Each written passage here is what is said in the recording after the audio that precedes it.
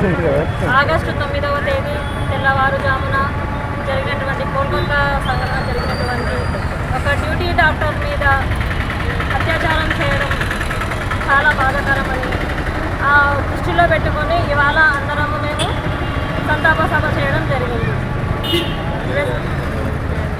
Candle rally నిర్వహించడం జరిగింది. ముఖ్యంగా స్త్రీలు బయటికి వెళ్ళాలన్నా కూడా, ఎక్కడికి వెళ్ళాలన్నా కూడా రక్షణ లేకుండా పోతుంది. అట్లీస్ట్ చిన్నపిల్లలకి స్కూళ్ళకి తీసుకెళ్లాలన్నా వాళ్ళు స్కూల్ నుంచి ఇంటికి వచ్చేంత వరకు కూడా తల్లిదండ్రులకు కూడా ఒక భయం అనేది ఏర్పడింది. వెళ్ళి వాళ్ళు వచ్చేంత వరకు కూడా సేఫ్గా వస్తారా లేదా, లేకుంటే వాళ్ళకి ఏం జరుగుతుందా అన్న బాధాకరంతోనే తల్లిదండ్రులు కూడా చాలా సఫర్ అవుతున్నారన్నమాట. అలాంటి సమాజంలో మేము బ్రతుకుతున్నాం. ఇప్పుడు అలాంటి సమాధానం మనం బ్రతుకుతున్నందుకు మనకు సిగ్గుచేటుగా ఉందన్నమాట.